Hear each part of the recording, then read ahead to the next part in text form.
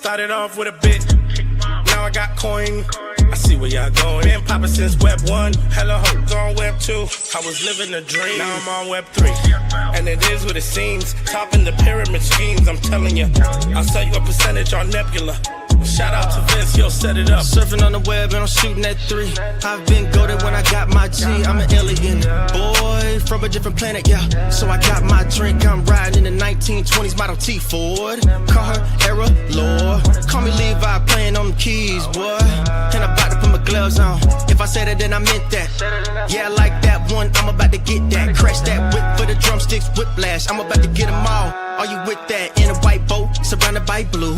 I want one, but I got a cop too. I wanna fly high in the sky, arms out wide, trying to soar from a bird's eye view. I'm on fire, Ricky, Bobby, cracking the pavement, Whitney, Bobby. I'm a Saki bomb, Hiroshima, Nagasaki. Bruce Wayne been a dog, and I keep it 101, cause I'm feeling kinda spotty. You sipping on some rock, and I'm sipping on octane. The only thing around my neck is the Started off with a blockchain. bit, now I got coin. I see where y'all going. Been poppin' since Web 1, hella hoes on Web 2. I was living a dream, now I'm on Web 3. And it is what it seems, topping the pyramid schemes, I'm telling you. I'll sell you a percentage on Nebula. Shout out to Vince, he'll set it up. NFT, Twitter, blockchain. Seeing with the ghosts and we ballin' like LeBron James. Crypto. We can make a trade, get the memo. The field's not falling for the FOMO. Listening to Coffee with Captain. You know we worldwide, they loco. I ain't never gonna stop rapping. Orlando, yeah, we working magic. We rocking Ethereum NFTs. I just went and caught me a half base. Man, I gotta shout out Started the off with a bit, now I got coin. I see where y'all going. Been poppin' since Web 1, hella hoes on Web 2. I was living a dream, now I'm on Web 3. And it is what it seems, topping the pyramid schemes, I'm telling you. I'll sell you a percentage on Nebula.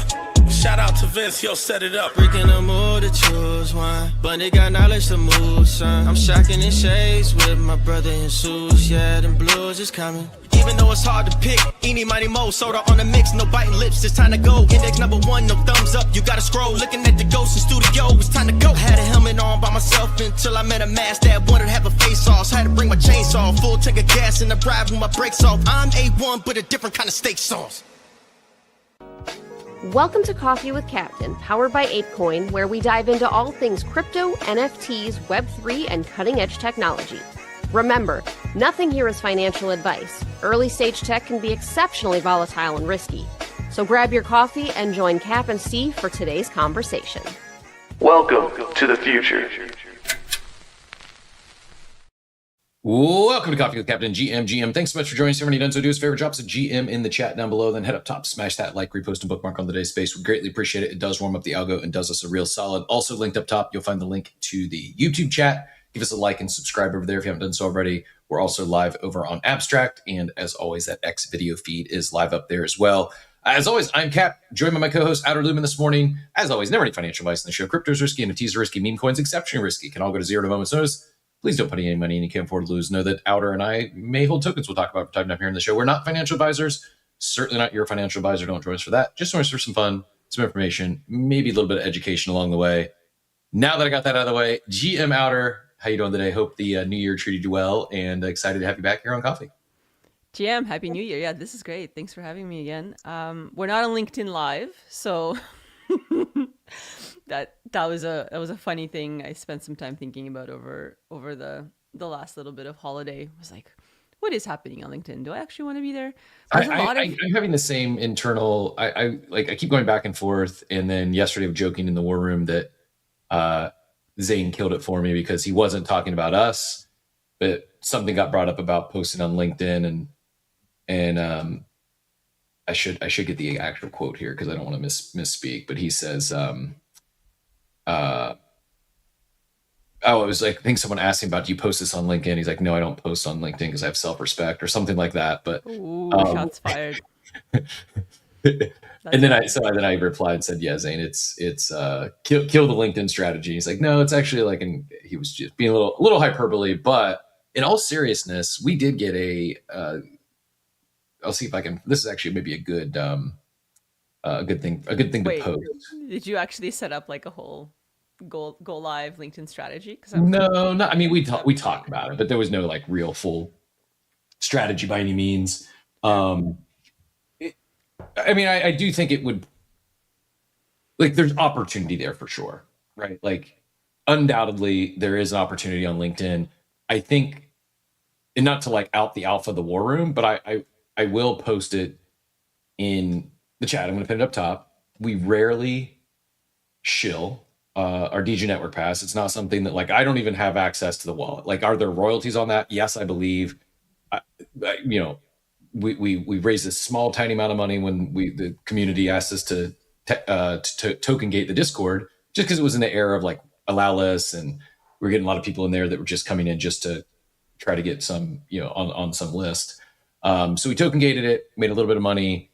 That all went back into other creators, a little bit of infrastructure for the Discord. But reality is, it's never been like a moneymaker. It was more so just like it's our home base, our home community, and all that said, it is underrated. Like, I truly, like, it's one of, like, I think, I know I'm very biased. Yes, did I help found DGen? Yes. It really is truly an example of real community in crypto, and people are there because they enjoy being there. Is there some back and forth at times? Yes.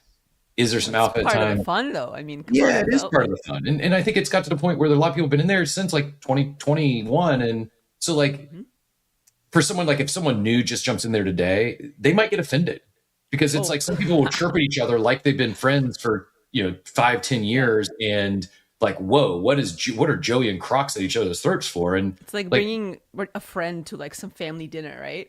And then watching like your uncle and whoever else just like battle it out, and your friend's like, whoa. What is and you do. I mean, you can, like, obviously tone can be misinterpreted in text often, and group chats, discords, etc. But you also see the passion in individuals in there, and it, like, I'm a little more unfiltered in there, for good, bad, or indifferent. There's real alpha, like, beyond what's the ticker of the day, or what's the runner, or what ICO should be tracking. Like, there's a lot of really sharp, really talented, really intelligent individuals from all different backgrounds. And Zane, not only is he a really talented artist, and we get some, you know, Zane exclusives in there for his daily doodles, he also is one of maybe the leading, most experienced, most qualified individual as far as socials go in content creation and virility in all of crypto. Like, he's worked for the biggest and best content creators on this planet. And so if he fades LinkedIn, then we're cooked. No, well, he's not fading it. but how he's approaching it differently. And where this came up was, we were talking about jobs, continuation on our last conversation, Outer, and what he went into is, rarely, especially in today's world of, like, we talked about, like, the AI bots and HR departments just scrubbing. It's probably nobody. Beautiful daughter. I was just scanning, looking for a comment, and I saw you post your beautiful little one there. Just wanted to comment on that real quick. And shout out to all of our GMers. Appreciate everyone. Mel's back on top in terms of first in the chat.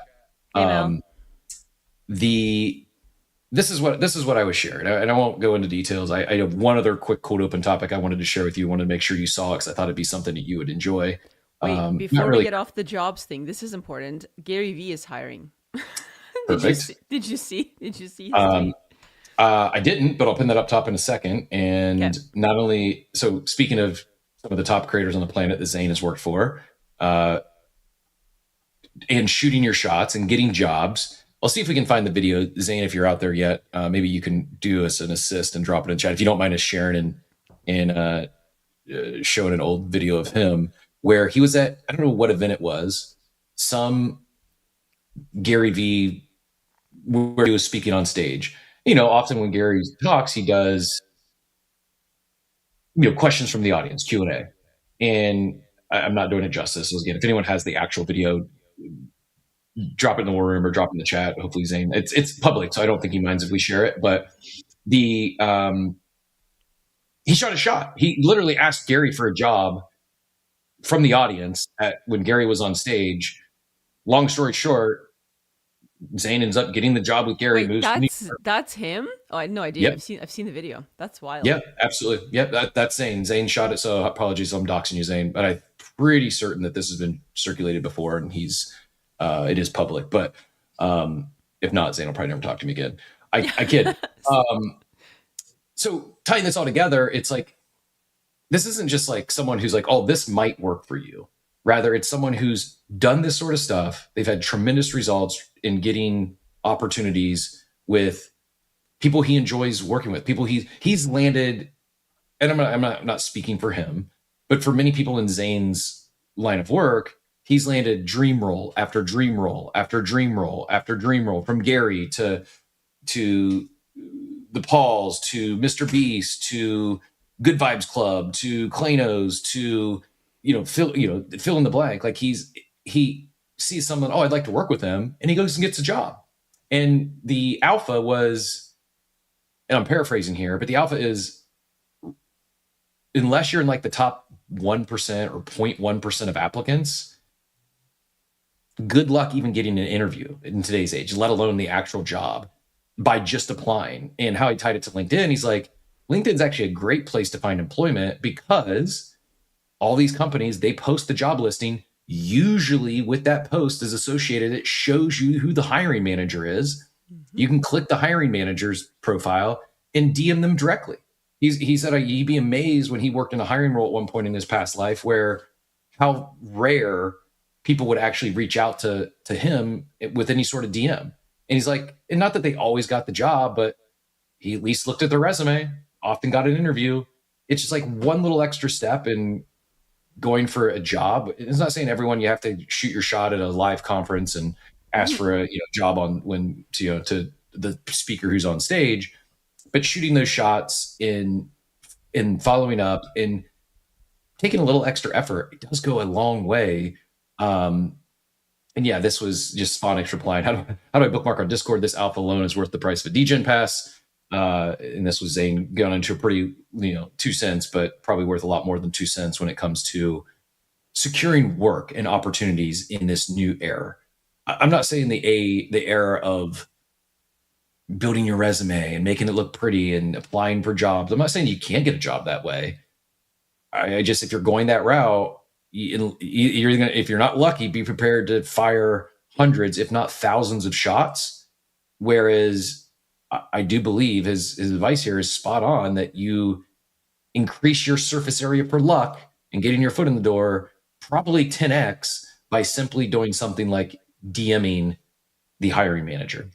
I mean, look, even Costco hires that way, right? Like, you can have your kid hired, you can have your aunt hired, whatever. Like, this isn't like this great mystery, I don't think, anymore, that your network is huge. And I think that ties into, like, if you shoot your shot, if you end up, doing something where you show off your skills, your portfolio, all of those things. Like, I think it's just such a huge thing to, like, not just present yourself on paper. And I think that's why, like, I've seen these comments in various social media platforms where someone's like, I fired off, 400 resumes over the last however many months, and I haven't gotten a single interview. And it's like, because that's the wrong strategy, right?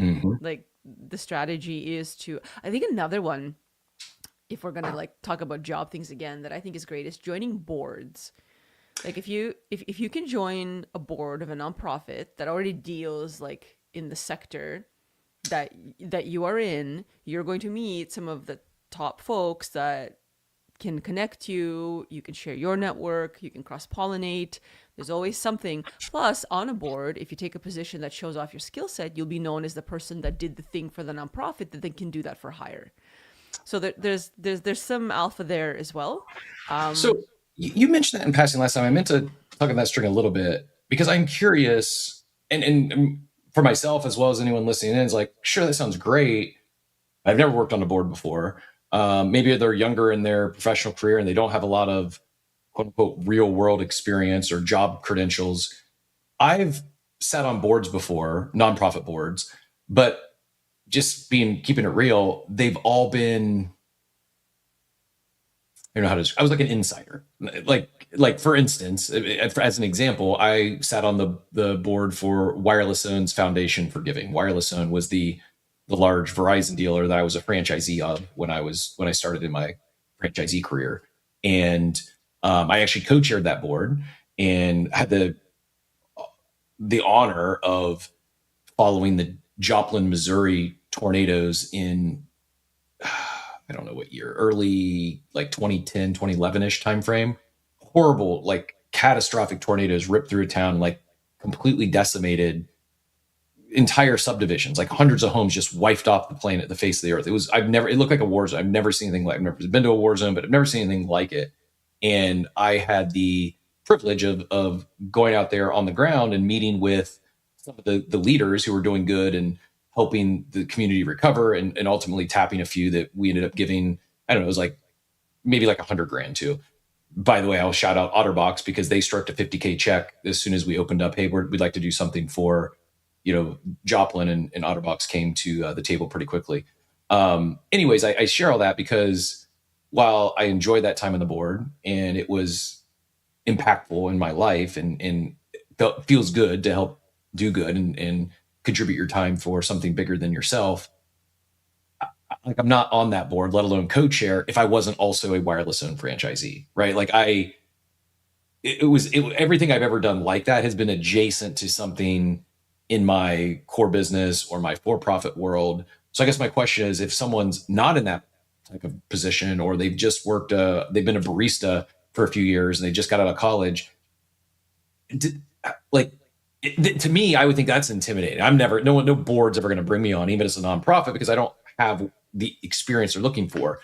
I'm guessing you're going to tell me that that's not how things actually work, and probably I think it depends on the alignment, right? Like if you're a barista and you have absolutely zero other skills because you're young and that's your first job out of high school, then probably it's going to be harder to get on a board versus if you're a graduate from some kind of program. I don't know, let's use like art as an example. Like if you just got a BFA or an MFA or art administration degree or whatever it is, chances are you probably would want to join, some kind of a board, even, or as a volunteer, even until you get to a board level at some kind of gallery or some kind of museum or public institution that will then network you with artists and curators and all of that stuff, right? But like completely coming out of high school plus job that's not related to the thing that you're trying to go after, that's a little bit harder. But if you're like in that zone already, then that makes sense. It's the same reason why they say kids, like, okay, if you're going to do 40 volunteer hours for high school or whatever that's required in Canada, at least, like if you want to be a doctor, try to find somewhere where you could sweep the floor that's related to medicine, even if that's what you're doing, because it still looks better than you doing something completely not related to the thing that you're after. And I think maybe that's the point, is that like if you're into design, then go to some design conferences, see if you can be on some kind of design board. Like it's about associating yourself with folks that are doing things that have the commodity of time. Because when you're not employed, your commodity is time, because you're not exchanging that time for money. So when you're not exchanging that time for money, then what can you exchange that time for? Exchange that time for growing your network that could lead you to a position that will then allow you to exchange your time for money. And that's totally makes sense. And this is totally in that realm of like the 9 to 5 versus different, like there's so many different ways to make money in this world, right? And I'm only talking about like gaining that kind of a position, if that's something that you're after, versus like a consultant that works completely differently than that 9 to 5, or dropping a collection, or however it is that, like, there's so many different ways to passive income with an online store, whatever it is, there's different ways to, I think, make money in this world. There always has been, but now even more so with the digital economy. But yeah, I think the point about boards more than anything is just like the thing I said about conferences, even like when I was doing my consulting gig, like I would go to conferences that like had no relationship at all to the subject, but had everything to do with the thing that I was offering, which was like, these information design services. And I would present at those conferences because I would just shift my presentation to relate to, I don't know, genomics or whatever was relevant, because I was going after government clients. And so I did that very strategically. So yeah, there's many different ways that you could creatively approach your like career trajectory that are not just the simple, I have this skill set, now I'm going to put that onto a PDF or whatever, and like just send that cold to every single position that I see. I don't think that's the strategy. I agree. I wholeheartedly agree. And it might work for some. I just think if you look at everyone, what's going to work the best? I think this approach. And I was going to ask, I mean, it's also very nuanced. It's going to be different for each individual and what career or industry they want to get started in or want to get a foot in the door. But I would even say, like, if you're in that spot and you're looking to break in, you don't have the experience and you're considering, okay, I can go take this internship or this unpaid internship somewhere, or I can get a seat on a board of a nonprofit that's related and also unpaid, but what's more impactful, a board seat or an internship? And I just like things like that, like thinking outside the box. And I don't know the answers. All I know is I think the job market and hiring processes are significantly different than they were, we'll say 10 years ago. And I would say in the next year or two, they probably even change at a greater magnitude with everything that's happening. And it's your network's always been your net worth in terms of your connections and getting your foot in the door. I just see that gap widening or increasing significantly with AI continued to take off and basically incorporate in almost every area of our lives. And He does. Go ahead. Oh, I was going to say, in creative fields like design and those kind of things, there's also awards, right? So if you apply for like data visualization has like Information's Beautiful awards, there's Webby awards, there's so many different like those kind of awards where like oftentimes if you apply with whatever product, then they allow for individual applications too, not just companies. They have different kind of award streams. But like that is instantly your advertisement to everybody who's in that space, who's looking to hire clients, because you've now done something that's noteworthy.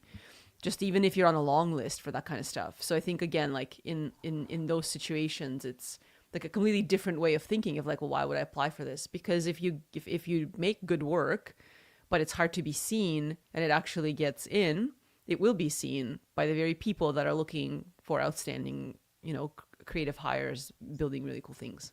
Absolutely. I've got, since I do have Gary's jobs pulled up. If anyone's interested, I'll do a quick flyover here. And then I do want to get you, just like 30 seconds, show you this. It's a CES related item. You probably saw it if you've been on X the last couple of days, but I will quote, because it's great advice. I'll quote Zane. I know I'm not supposed to screenshot or share the, out the war room secrets, but here we go. He, on this topic, and we're, related to LinkedIn. It's just my 2 cents, not saying this is right for everyone, just my thought. I think if you're applying for the right jobs, if you're in the, if there's one you're in the top 1% for, it makes perfect sense to apply. But otherwise, you're arguably much better off making a list of companies that need someone like you, whether they're hiring or not, and then cold DMing, emailing them exactly the impact you'll have on their business. This tends to work well, especially at startups, maybe targeting some in your niche that recently raised. I don't post anything on LinkedIn. This is where he added, because I have self-respect in parentheses. But he did just update his profile, or does update his profile every 6 months, and have noticed that it's great for DMing hiring managers, CEOs, etc. Just got to send a clear DM with no fluff. This way, you aren't competing with thousands of other people for a single job and being treated like a commodity. Instead, you'll be in a category of one who have way more leverage to charge more, etc. And just idea of that job might be a freelance gig. You might show what you can do for them, and you do something for them for 6 weeks or 6 months, and move on to do the next one. Or they love it so much they come back at you with a full-time offer. But I do think shooting your shot. So for instance, case in point here, the roles that the Gary's hiring for is a sheditor, a filmer, and post-production video editor. What is sheditor? That's the first time I've seen this word. What does that even mean? I don't know if I want to put that in my bio. I'd rather put LinkedIn. Anyways, NYC-based ability to travel. You have deep experience in filming and video editing.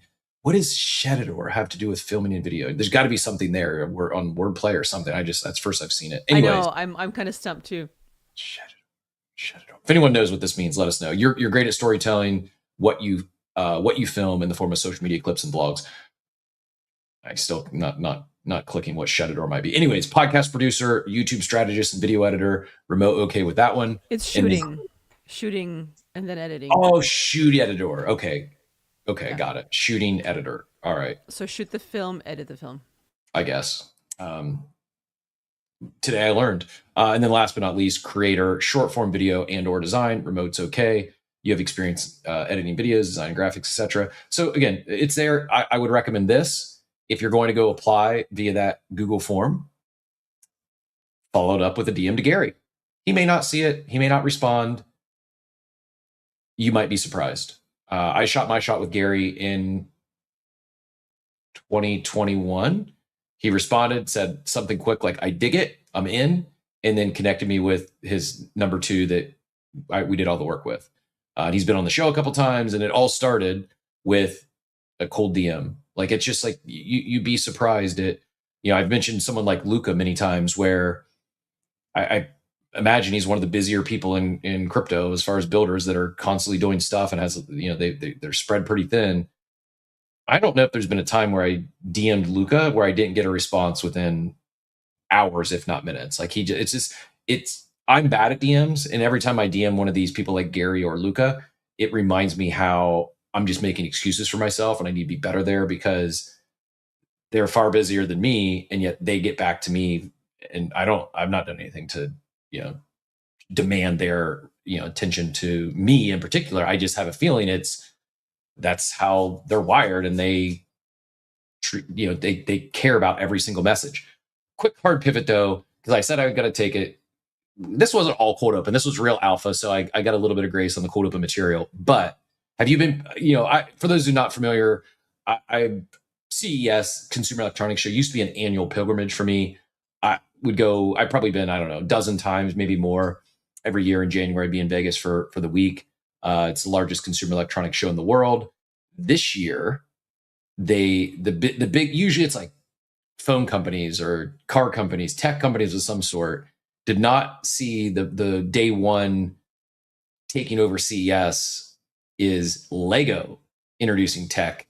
Lego announced the Smart Brick, a 2x4 brick that creates sound, light up, and can detect what characters and builds it is being used in. I'm not a big Lego person, but is this cool? Oh my God, I'm so excited. I haven't seen this yet, and I'm a huge Lego person. Like, huge. This is awesome. I have not seen this yet. I thought this might excite some of the Lego nerds. I say that with affection, no offense, but yeah, I know. This is great. Yeah, I know there's a lot of big enjoyer. I sent my brother this text this morning. I was like, well, your boys are no longer getting a Nintendo Switch game for me for their birthdays.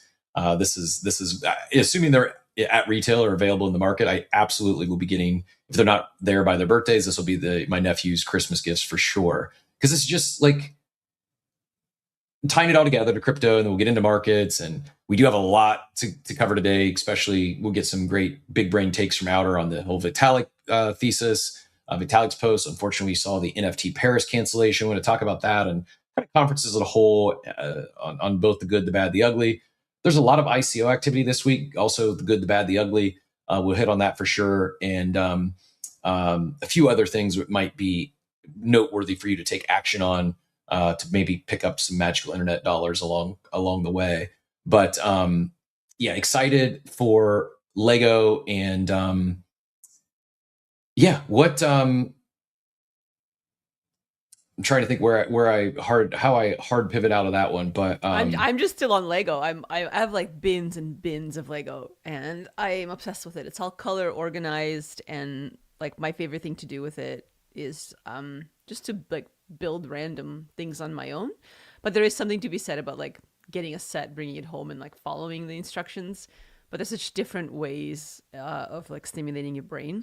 But just yesterday, I was looking at this like local shop where they just buy, your used Lego, your like Lego instruction booklets. Yeah, I don't know. Lego is pretty, like, there's no NFT project yet that has broken into and was like, Pudgy Penguins are coming to Lego, or Meebits, or Punks, or whatever. Like something pixelated would be good there. Actually, I built a Lego Meebit. I don't know where it is, somewhere, just for funsies. But yeah, like it's.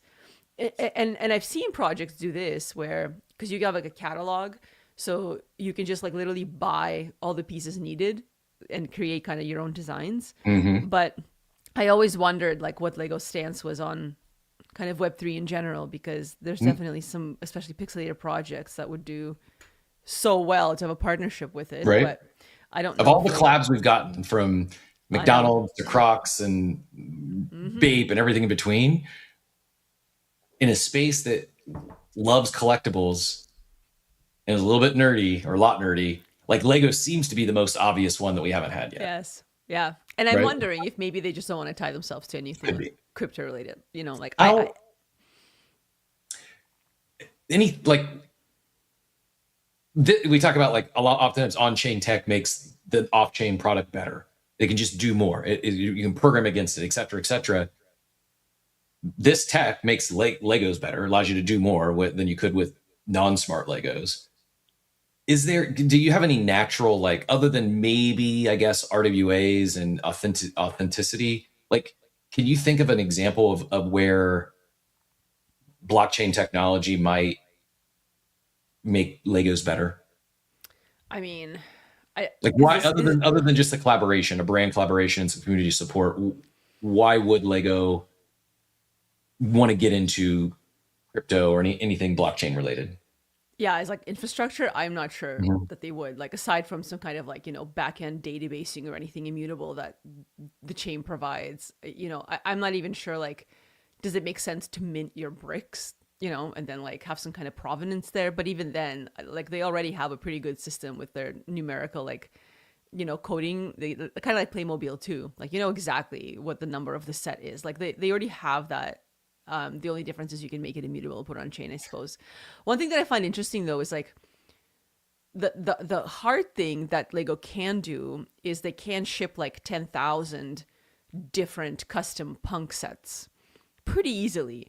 Like, I'm just using punks because it's a pixelated grid. Like this idea That would be cool. Yeah, like they have. Dude, I'm not a Lego person. If there was an opportunity to, hey, here's your, man, that would be amazing. Because that's what no one has cool. done, right? Like Yep. either you've licensed your personal JPEG, but there isn't this, like, there's a satisfaction in having yourself represented in something that the project does. We all have that kind of like gene in us to see, like, that's my mutant, that's my moonbird, that's my whatever, right? Like, so, and no one has done that yet. Like, yes, by submission, but there hasn't been like a, here's 10K of the things, except you get your thing if you want to claim it or whatever.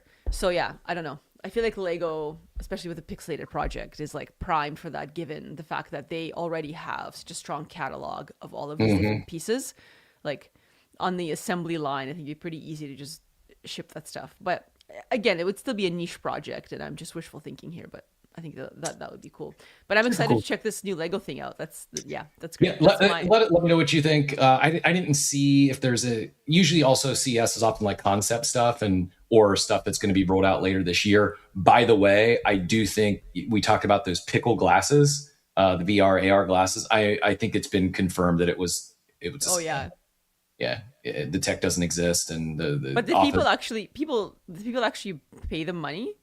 I don't know if they went live with the pre-sale yet or not, but I think that was their intent, was to do a big pre-sale, kind of like that Rabbit AI thing that was, I think, last year at CES. And yeah, I would have, if they do have a pre-sale, I would recommend probably avoiding that one. It seems like, I mean, anything's possible, but it seems like that was a not real, and just a teaser video that the tech itself does not exist yet. And if you look at like the LLC, the business name, it's like in a hotel, like just so many red flags there. Maybe there's a chance it's just an early startup, but seemingly does not seem real. So avoid all that. To be said, where I want to go with that is whether you get more info on these Legos or something cool hits you from CES. CES goes on all week, and that's tons on my deep nerd string. So if there's something that caught your attention, drop it in the chat. Let us know. Shoot me a DM. One other thing that caught my attention real quick, and then we'll get into these next topics. I'll let you take whichever direction you want. If we want to go Vitalik or ICOs next.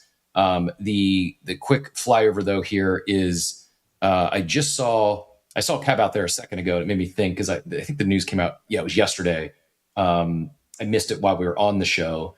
Pretty cool. We talk about Legos and CS and our niche world breaking into the masses. Bray, I said yesterday, crypto is mainstream. Like we've made it. The fact that Bank of America is recommending 4% crypto allocation to clients now. The fact that Walmart goes live with crypto payments before Apple Pay. I guess in other countries, maybe Walmart does take Apple Pay. Do you know in Canada, are you able to pay with Apple Pay or no? I don't know. Yeah, I'm not that I shop there frequently, but every once in a while, I'll like stop on the way back from the gym in the morning, and I don't go to the gym with my wallet. So every time I go and I forget, I'm like, because I use my phone for everything. Like, it's the key to my car, it's my wallet. And I went to get like a bag of coffee, and I go there and realize that, oh, they don't take Apple Pay. Pretty wild that Walmart and their billion customers are going to be able to pay with Apple or with crypto prior to Apple Pay. And I'm sure it's probably a fee thing, but still pretty big deal.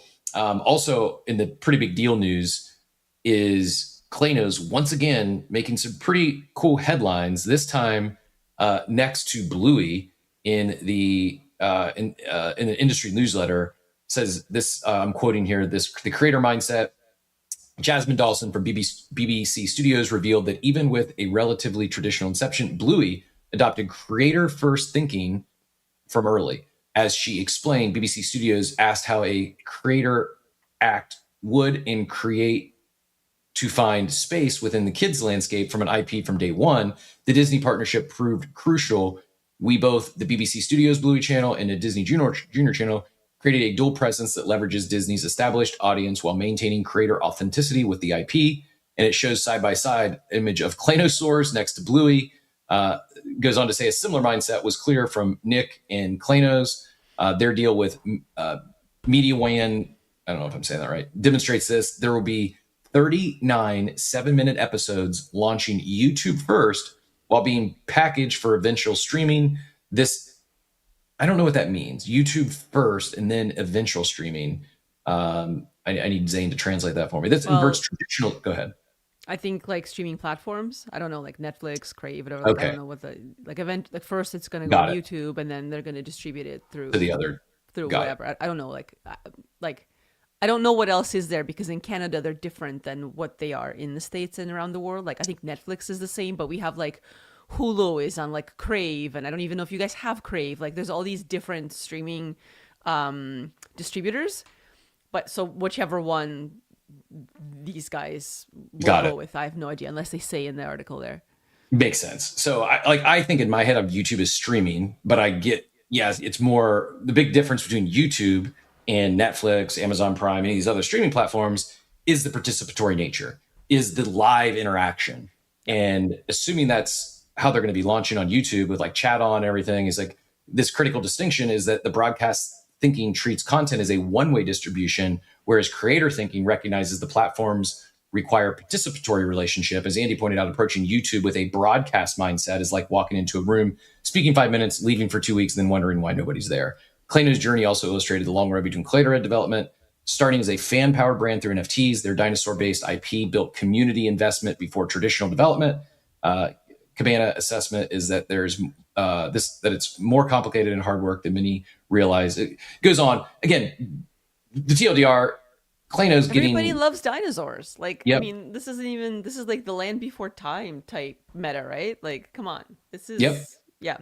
People love dinosaurs. People love the Klanos, and how they're doing it, how they're building. Before we even talk about like they've teased equity for their holders and stuff, like how they're doing it, the community approach, the co-collaboration with their fans, the participatory nature, and taking big swings. Like maybe let's roll right into NFT Paris, because while Klanos had an incredible booth at NFT Paris last year,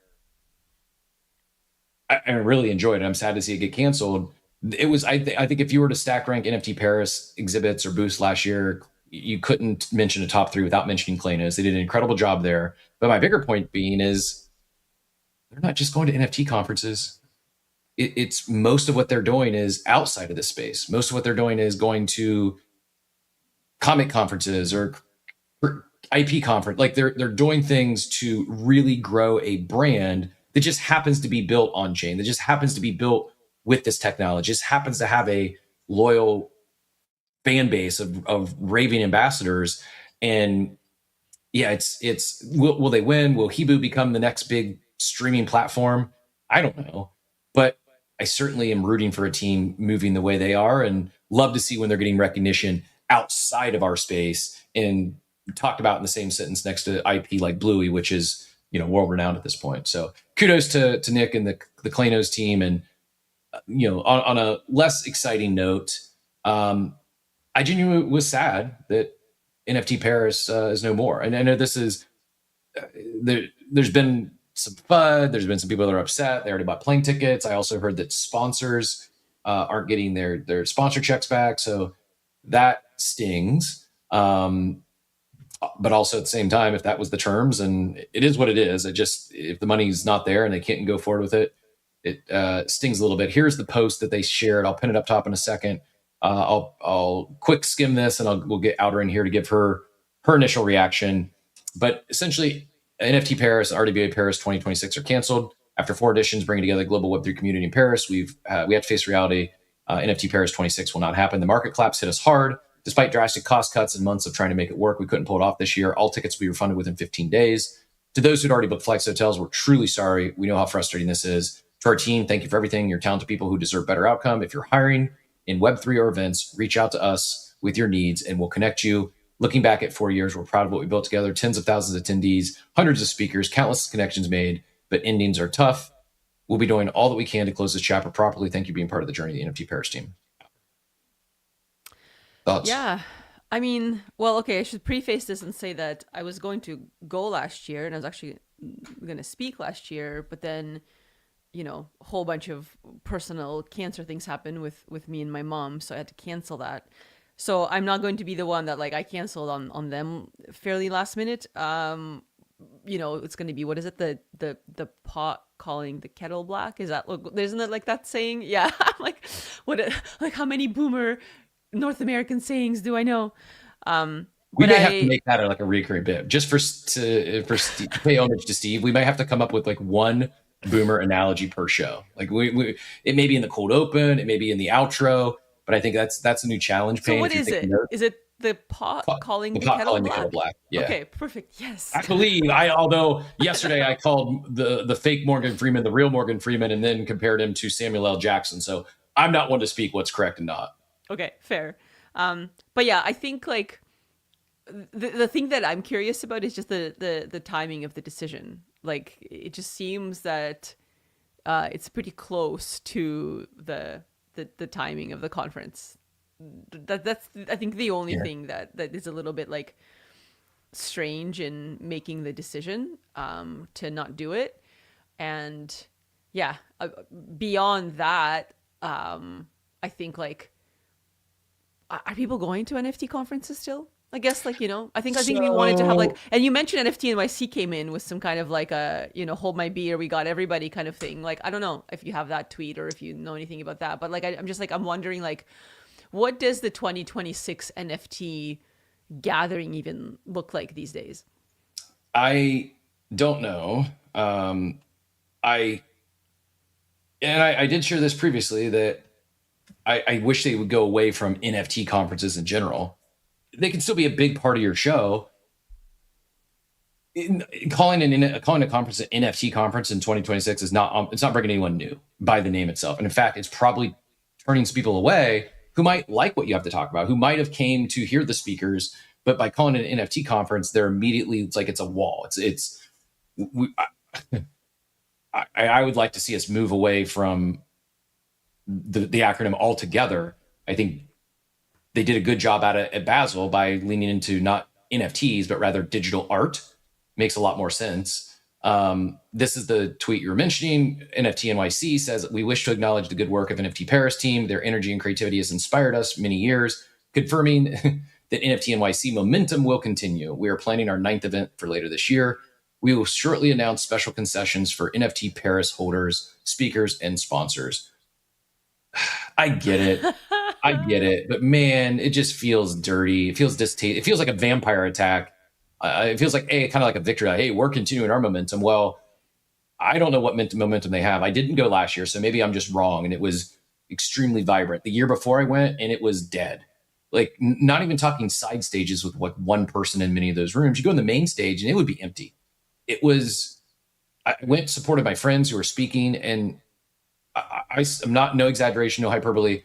I saw one of the worst public presentations I've ever experienced. I've been to, I would say hundreds, but it's probably over 1,000 live speaking sessions from conferences, trade shows, keynotes, etc. I couldn't even guess what the second worst one would be, but the one I saw before Steve last year was the all-time worst. And I'm not going to pick on NFT NYC. They were early. I'll give them credit for seeing the space and starting an NFT conference before the NFT mania. They do get credit for that. In the years I've been, again, did not go last year. It seemed to be regressing, was going backwards. And not only were their approach and how they do things, like the speakers contrasting the two, not making it PvP, but contrasting the two, I was excited to go to NFT Paris again. I actually enjoyed listening to some of the speakers. Like they curated an awesome group of speakers. The exhibit floor was people I wanted to engage with, people I wanted to talk to, people like Klanos who are doing things, compared to the year before going to NFT NYC, and it had been kind of going like this, the wrong direction each year I'd been. The speakers I wanted to hear from were my friends. No offense, but we can talk on a daily basis. There really wasn't any major speakers that I don't have access to. So the tickets are also very expensive. So there was no one that I was interested in paying, like I would have paid retail like $700 to go hear speak.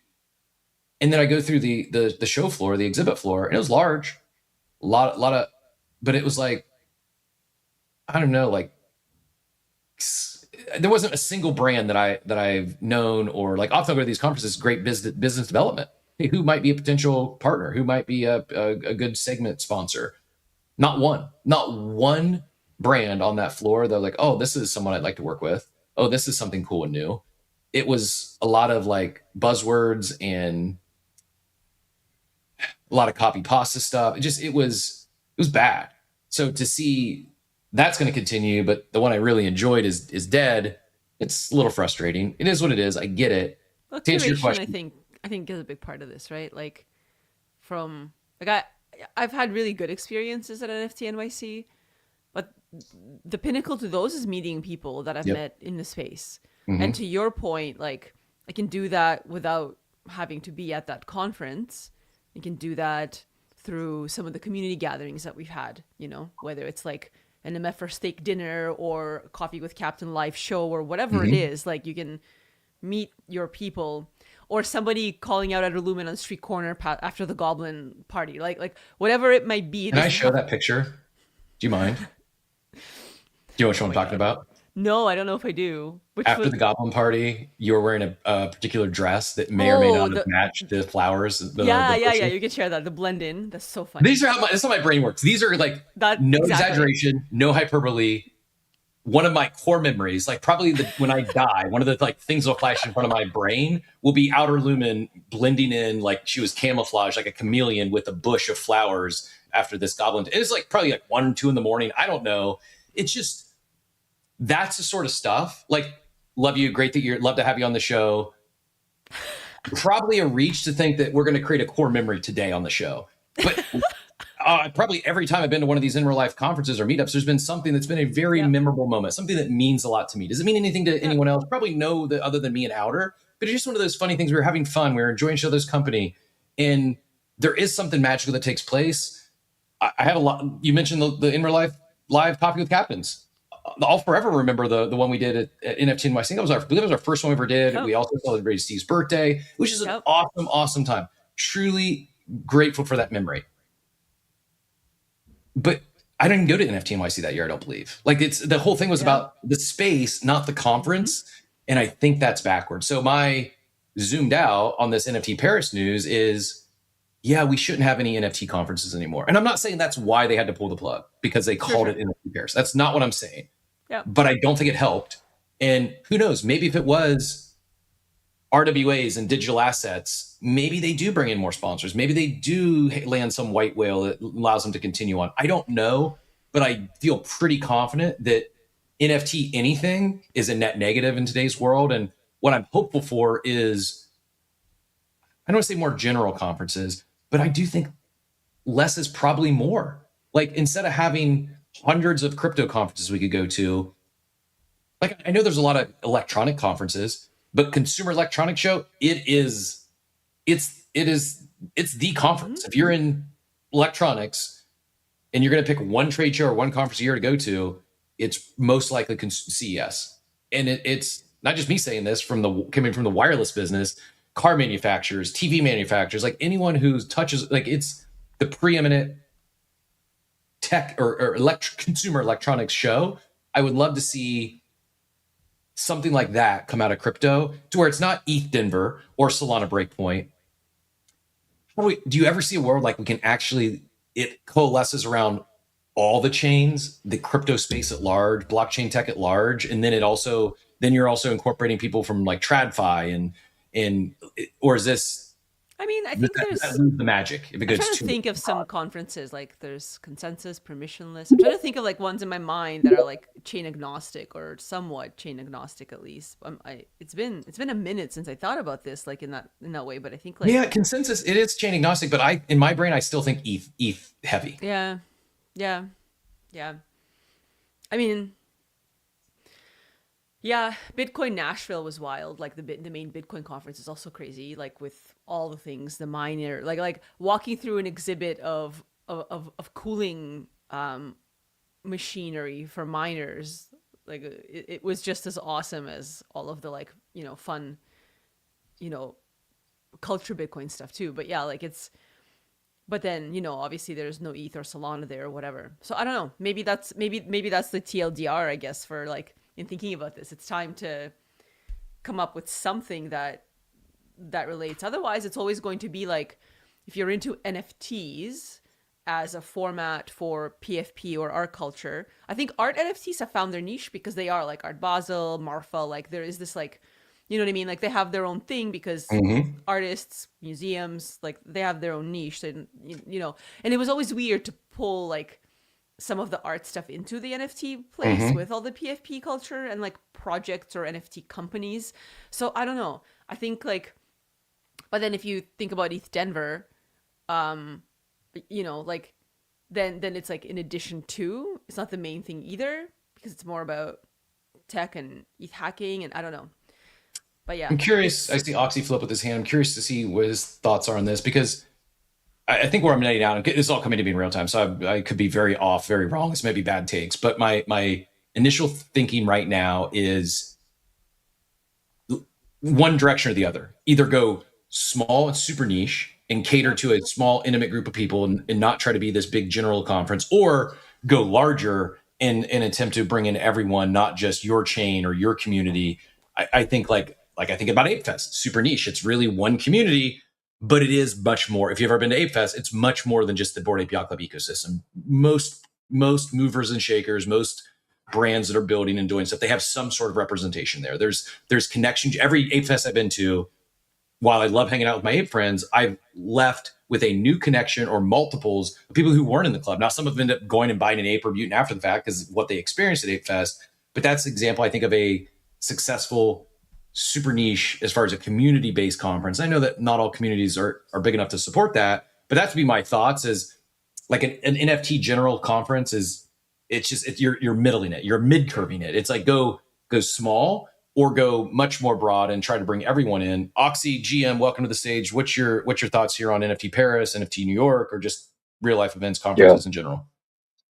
Yeah, Jim. I said this before. I think people pigeonhole themselves a lot in this industry. Like, a lot of people, like, if you're in the NFT space, you're only, I'm generalizing, obviously, but a lot of people are only in the NFT space and they're not broadening themselves out to different DeFi protocols or, different trading platforms and perps and, all these different things. Obviously, people on this show are, feel more well-rounded.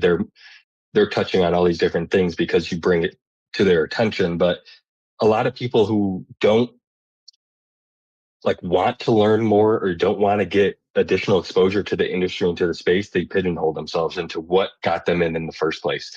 And fortunately or unfortunately, a lot of people that came into the space came in through NFTs. So they're in NFTs and they're only in NFTs, and they pigeonhole themselves into this very niche and small subsect of crypto and Web3 and in blockchain that they don't look past it. So, I mean, I can understand why something like NFT Paris or NFT NYC, obviously NYC is still going, but why they might not be able to get enough people to come or to sponsor or what have you, because it is such a small niche group of people And the people that go there, like you were saying, like obviously 8 Fest is different. You got a more well-rounded or like diverse group of people. For NFT Paris, from what I understand, it's probably very NFT focused individuals. And if you're wanting to broaden your scope and your customer base and your holder base or what have you, you have to break out of those niche communities. So yeah, I don't know. I can see why they went this way. To be honest, I mean, it's just not sustainable to be incredibly niche in this type of industry. Yeah, I agree. To Outer's point, I wish they could have given notice more than, what is it, like a month, 6 weeks in advance. I do feel for those that have booked flights. So I'm sure there'll be some side events that pop up and people that are kind of stuck in Paris now. That's interesting to think about, like, for everyone, do you still kind of show up and do something or not? I think, oh man, I had a point about something that Oxy was just saying, and I totally lost it. So I cannot chase it. That's the rule. It'll come to me as soon as I stop trying to think of it. It's probably my fault. That's contagious. I stubbed my toe once earlier. So, and I've been scrambling for this beautiful picture, and I have a little over 1,000 photos just from New York City. I thought I had favored it, but I couldn't find it in my favorites. So I've been multitasking, trying to find a picture that you and I will get a kick out of, but might be the only two. I feel like you've posted it at some point, maybe. I definitely have. Yeah, I definitely have. That's why I thought I had it favorited, but I'll track it down. One way or another, I will find this thing before the show ends today. And while we wait for Outer's thought to come back to her, I saw we got Poppy and Blue both up on stage. Poppy, GM, I know you also are a fan of conferences and in real life stuff. What's your thoughts on NFT Paris, and then take it whichever direction you'd like? Well, yeah, good morning. Morning. It's funny. I 2 days ago paid for flight and hotel for not for me, but for one of the leaders in our community, and she sent this like beautiful outline, all these events, all this stuff that she was going to do, and I'm like, yeah, 100%, let's do it. We booked the flight, booked everything, and I messaged her yesterday in the morning, hey, let me know your address. I'm going to send over a bunch of stickers and polo shirt, a bunch of stuff for you. And she's like, she trades off with the post. And I'm like, all right. But leaders lead, right? And she, along with a bunch of others, put together several different group chats. And apparently they're all still going out there. Not apparently, they're all still going. They're going to do their own meetups, their own events, their own things. There's a bunch of artists and people that are still going to go. So turn a dud into at least a positive and a progressive moment. So I'm happy about that. So if anybody still is going to go out there, is thinking about it, you can hit up Shills, SHILLS. She's put together two Telegram groups, I believe is what she said, of people that are still going to go and get together and create some culture, which is awesome. I think there's two sides to this. Number one, Outer, I think what you said, it took the words right out of my mouth. I couldn't agree more that, number one, I think when you have a niche conference, you have to understand that it's niche, right? You're gonna, if you call it NFT, whatever, and I get it, at the time when it started, that was the buzzword, the perfect word, NFT Paris. But if I'm on that board, I might have said, hey, maybe it's time that we evolve and come up with a cool name, or a different type of branding, because when you have a lot of the NFT projects don't have royalties on. A lot of them have their blueprints for the year already set up, and they might have marketing budgets, but I don't think there's a lot of projects that are putting big money into 10 different conferences, right? Nor should even they. me, Nor should they, in my opinion. No, should they? No, it's honestly kind of a black hole of money. Like we did Art Basel, and we partnered into an event. We ended up spending like 12 grand for a small project, 12, 13 grand, for a small project. more than I wanted to spend and more than I'll spend in the future because our intake, like the event wasn't that great. And for the intake, like the juice wasn't worth the squeeze for sure. We got a lot done. We got, Cork Life apparel in the hands of a few hundred people. But that was giving stuff away. And when I look at the spread of events throughout the year, I'm less intrigued to go and do something because it just drains money from the treasury that I can put in 10 other places, right? Like I can go spend I could spend that 12 grand on animations and I'll have, shorts, maybe some long form content for like 90 days. So, we start to think about the budget, we start to think about things that way. And none of these conferences really offer for our part of crypto a lot of value. Where I will probably go next year, Marfa. Yep. Same. I think there's value there. There's relationships there. There's good quality people who do love, the digital art space, but they do love the PFP, NFT, IP world as well. I feel like I would get way more value going and building relationships, better relationships with Sergio or Blondie or Raul Paul or, all these Benny, etc. And I think a lot of the space felt that way about Marfa this year, people there, etc. So that's number one. Number two, Cap, I've done events in 50 countries around the world. Literally, France is one of the worst. It's uber expensive. Hotels are hundreds and hundreds a night. And if it's not, you're in like a little shoebox with a twin bed for a 6'4" guy. That doesn't work. And so, when I think about logistics, now Paris has multiple airports. So sometimes if you're in Europe, it's easier to get to. You could take trains, you could fly on, Ryanair, whatever, suck it up. But like getting to Paris, number one, very expensive. That has to be a part of the conversation with these sponsors going, well, I got to pay 10, 20 grand for sponsorship. I got to fly out 2-3 people. It's a $50,000 event. And are we going to get that to go speak on a panel, get a couple clips for Twitter that are gone in 3 hours? The juice for that model is broken. Even if we go back to a bowl, I don't expect to see that. And I think even after Art Basel, many of the other projects and founders that I talked to are not going to be.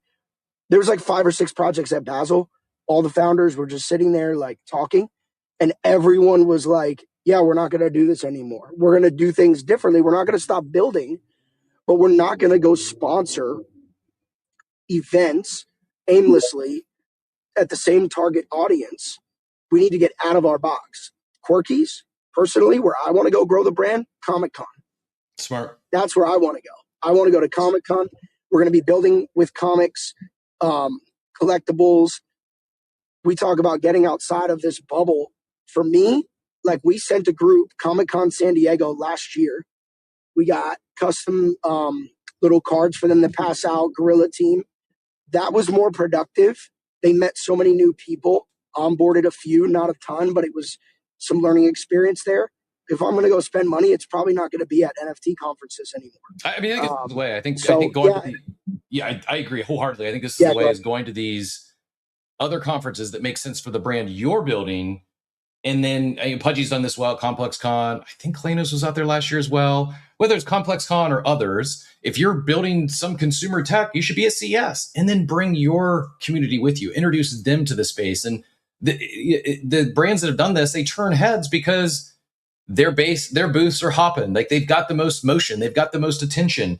I've got pulled up Janner, gutted to see NFT Paris canceled. This was, it was a really good conference. It was packed. Like it wasn't, not just me saying this, like you get into any of the main speaking sessions, most were full. Like they were good. They were really good sessions. Steve and I were fortunate we were able to host a fireside panel that was awesome, like packed house and really, really enjoyed it. But I think in today's world, the idea of them being NFT centric conferences probably doesn't fly. Might there be an opportunity for broader general conferences? Yeah, maybe. But I think if not going small and super niche, if not going broad and trying to bring in the space at large together, going to these, like Marfa's a great example, like along the Ape Fest line, although it's art niche, art focused. Go to things that aren't crypto. Art Basel is a great example. NFTs had a big moment at Art Basel 2025. Not an NFT conference, an art conference that makes sense for digital art to be there. And there was plenty of side events. There was plenty of opportunities to get together with your NFT friends or the people you're closest with at these non-crypto conferences. Two more pictures, and then we'll get Outer in here, and then I see Drew's hand up as well. The worst thing about NFT Paris being canceled is I'm no longer going to be able to have my romantic Valentine's Day dinner with Steve. This was last year on Valentine's Day in Paris. Was a good time. And then since I did promise the maybe the best picture of all time, find yourself a co-host that has chameleon-like superpowers. This was Outer blending into the bush, the shrubbery, whatever you want to call it here. Like it was, I don't know if her dress was made out of these flowers or vice versa, but yeah, like again, That's not so even joking. funny. Poor memory. I can't think about NFT NYC and not think about this picture, Outer. I remember that. That was so hilarious. Yeah, I completely camouflaged. Also funny, like how like in the night, I'll dress up, and then it's hilarious how like during the day I'll just look like a crypto bro, and it's like night and day. But yeah, that was my like fun dress up moment camouflage thing. That's so funny. And I don't even remember how it got called out or who saw it first, but not only did you match and camouflage with the shrubbery, but then playing along with it, having some fun, and let's plays where is Outer. Yeah, that's it. That's it's so funny. Slight small tangent, and then I remembered my point about NFT Paris. Perfect. I bought a bunch of different presents for the fam, different things, and one of the things that I got for my son, who's 14, and I knew this was a gamble on whether like this piece of merch he would love or like absolutely fade. Like I knew there was no in between. Like I knew there'd be a no like lukewarm reception of this. Like I knew it would either be like, oh my God, this is the best thing ever, or as if that is the most cringe thing. And I knew that if it was cringe that I would wear it, so it would be okay. But and for those who are just listening can't see, I got in one of those Discord zip up hoodies with all like the Discord faces on the front. I'm wearing it now because I got cold, and I'm also wearing it now because it was a cringe thing to do, which is so funny how like you got to take a gamble and kind of see if the 14-year-old meta it would be to like lean into just like, we're always on Discord anyways, I'll rep it, versus like no, we can never actually acknowledge that we're on it. So I thought that was hilarious. His loss, my gain. NFT Paris, from what I recall, at least in the advertising, and Cap, please keep me honest, but they had multiple streams. Like it wasn't just NFTs, right? Did they not have a WA stream? There was an ordinal stream. There was another stream. I think it was DeFi. Like, was it not exactly a whole? Yeah, it was and really well done. All of them were like not blowing smoke. There was many speakers. I didn't get to see all the ones I would have liked to see just because there was a lot going on. And yeah, they had, I vividly remember RWA and NFTs being two big things. I think they had a DeFi component as well, but they definitely had a big RWA presence at NFT Paris last year as well. Which is interesting, right? Because they brand as NFTs, but yet they had all of these other streams. I think it's like it's almost like a branding naming thing. Like if they just renamed to something else and basically presented the same conference, which NFTs were a part of, maybe that would be interesting to draw it. But yeah, it sounds like what I didn't understand from the post is, are they done, or are they just done for this year? Because good question. Yeah, that part I don't really know.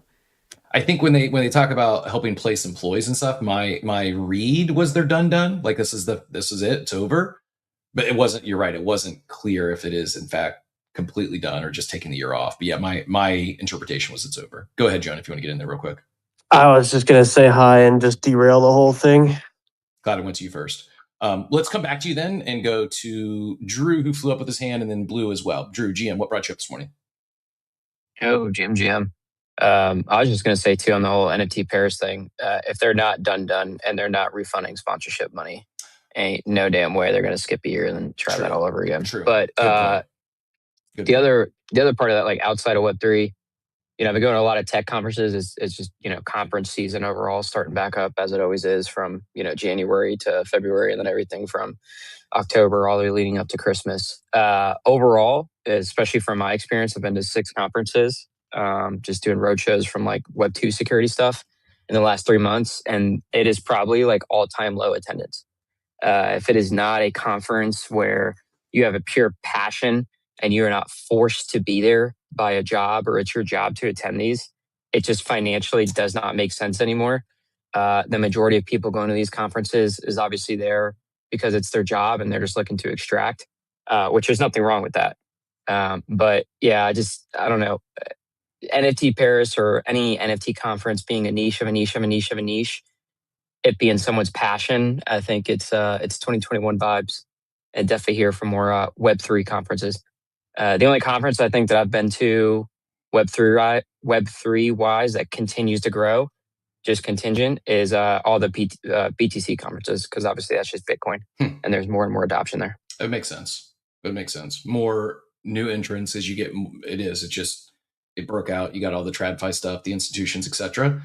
And it's going to bring in a lot of those speakers, right? Like I think a Bitcoin conference is going to bring in a lot more high profile speakers than is an NFT conference. Bitcoin Nashville had Trump.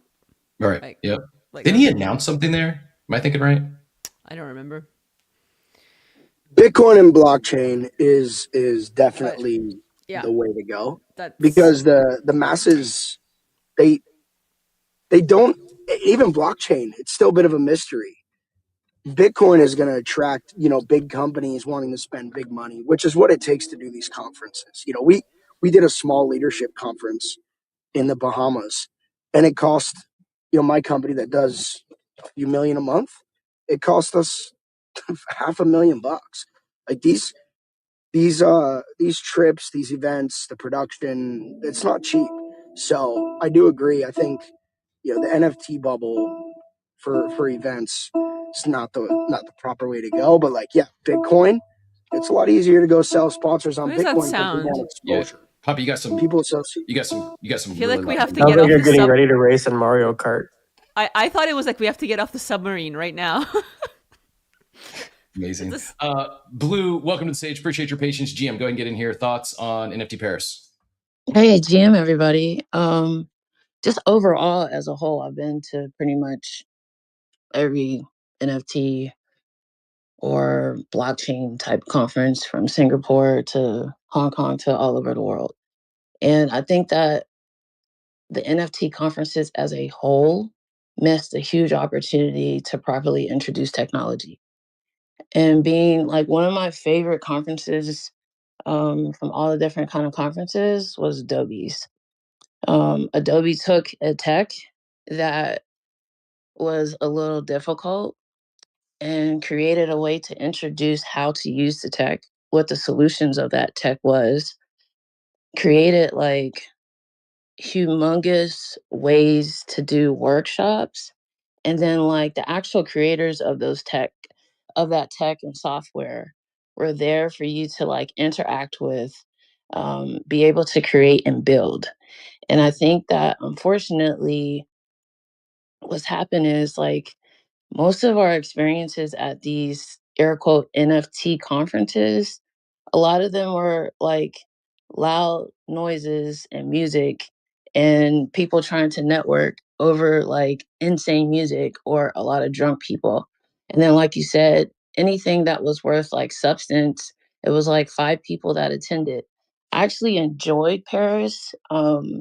I just felt like the overall like quality of the information that was being provided was really good. But I feel like everyone, a lot of companies, a lot of projects, everybody in this space has approached it in the wrong way. If it's just a party or a number go up or hey, just come be a part of my club, that's going to phase out really quick. Money's going to run out really quick. And I have a lot of friends that are outside of this space that are teaching people with stocks or just how to build your business and things like that. And they have huge ROIs on their conferences and their trips. Like they're all over the world. There's one about to happen in Hawaii, and they have over 1,000 people going. And so it's just basically like how we've introduced everything, I feel, from speaking at conferences to being behind, helping people try to put these things together, and how unorganized a lot of this stuff has been.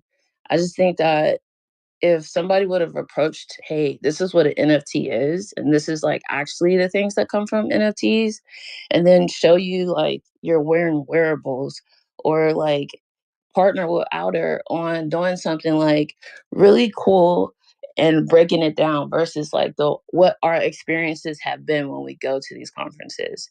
So I think that's where the ball is dropped. I think it's going to be the people who actually understand that, and have a conference where it's more than a token, or it's more than just like you're a part of this cool club, and it's just like elitist almost.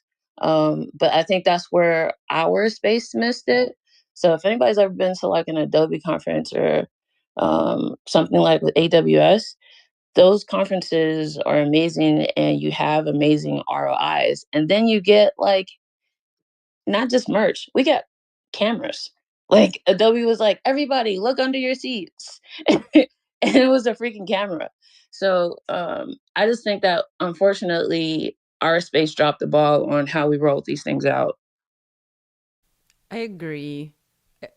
I think it's interesting. Like, as you were speaking, Blue, I was thinking about. I went to a couple of data visualization conferences. It was a big part of something that I used to do, and I remember how like the badge that you got was actually created from like a couple of things that you answered, and there was a data viz of like literally everyone and what was on your badge, and the badge was derived from your responses and how it matched with everyone else's. And like there's no better way to show the importance of data visualization than literally having like a badge and looking at other people's badges and comparing them, and like it just started a lot of conversations in that way. But I do also remember like NFT NYC, I think, did use blockchain to ship you some kind of art collectible or whatever. Like maybe just, I guess they just didn't do it well enough. Or I think there's always this push and pull too, in that like in a conference like a data visualization conference where it's about data viz, you want to put that at the very forefront in front of the people. We still are arguing and have discourse around, do we want to have blockchain tech be something that people don't know they're using for mass adoption, versus let's nerd out on the best thing about, the fact that Vitalik recently posted that it's okay for Ethereum to be indestructible, and that's the point of it, not for it to be efficient, right? Like, not to drop that in, and I don't even know if necessarily need to go there at this point, but like there's something to be said about how like what is the thesis of crypto in a way for mass adoption. Because if it's like email use, nobody really knows how email works, they just use it, and we've said that over and over again. So this is where I think like we also have a little bit of like a divergence in like thought for the people that are like super heavy and interested and are just like, yeah, of course I can do this thing from contract, that is my rite of passage in this space, versus somebody new who is like, I don't really care, I just want it to work, like I don't even need to know. And so it's a little bit interesting in thinking about like putting something in front and making it the star of the show, versus actually maybe we don't need to make it about that for the masses. So if we're inviting them, what does the conference really become about? But yeah, I understand obviously there's like segments to this in terms of it being art and culture, in terms of it being really about the tech. And there's a ton of like in Bitcoin, yes, there's the main, Bitcoin conferences, but there's a ton of Bitcoin tech conferences, right? Like that are nerdy, core devs go to it. They're like literally about like Bitcoin development.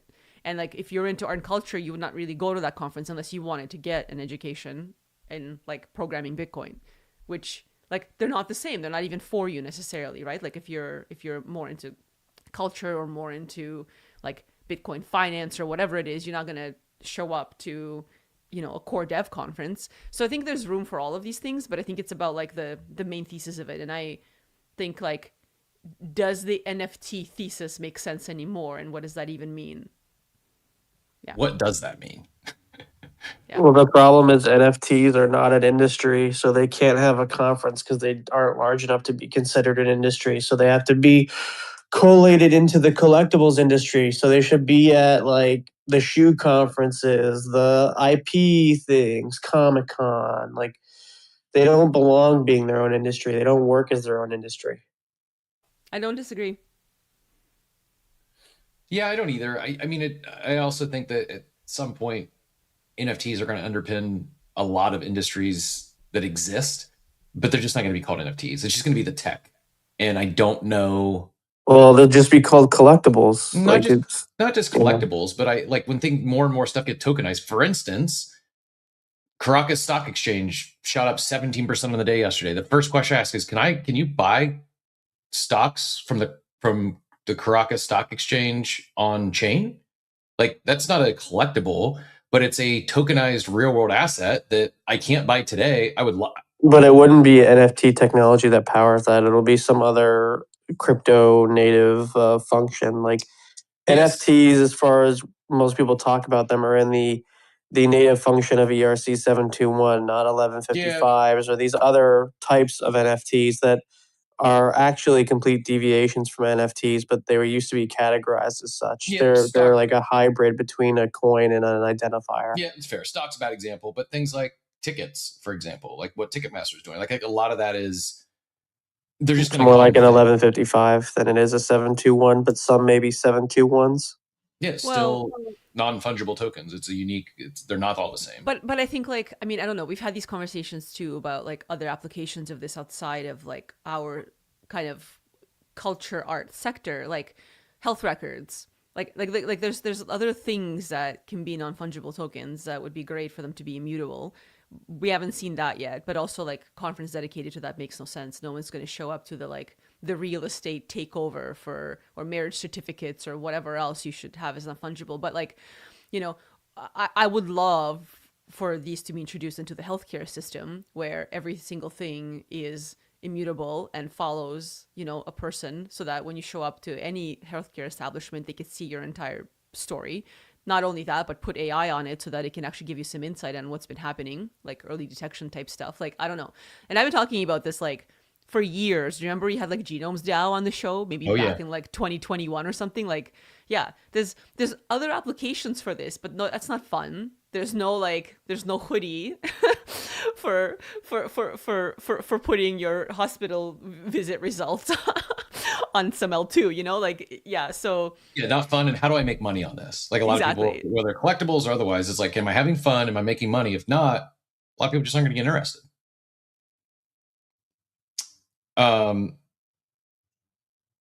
I do. Go ahead, Oxy. I saw your hand fly up, and then I do at least want to get your high level thoughts on Vitalik's this trustless manifesto and this big post. We do want to talk a little bit about ICO, so probably Oxy, go ahead and get in here on NFT conferences, and we'll start to move on because there are a few actionable things. I want to get Outer's thoughts on the Vitalik thesis, and then a few ICOs that probably want to at least maybe not say everyone wants to take action, but there is action to be taken if that's your thing here this week, and including one pretty controversial. And Oxy, go ahead. Yeah, I was just going to speak on tokenizing stock markets really quick. So I audit these types of things. So, there's protocols out there that will buy the real shares, hold them in a traditional finance account, whether it's, Franklin Templeton or whatever it might be. And then they tokenize it and issue the tokens out, just like kind of like a stable coin. So that's going to be how it's done. It's through tokenization rather than NFTs, which is what you guys said. But I just wanted to clarify, like that's how this is going to be done. And the current administration and basically everyone in the financial markets are saying stocks are going to be tokenized, and this is the way that it's going to be done. Is a market maker is going to go to whatever stock tokenizing protocol is around. They're going to say we want $100 million worth of NVIDIA shares tokenized. Either they're going to provide those shares to them to tokenize them, or they're going to just send them $100 million. They're going to turn around, buy the NVIDIA shares, tokenize them, and then give that market maker the shares to trade or provide liquidity or swap or arbitrage, do whatever they want with them.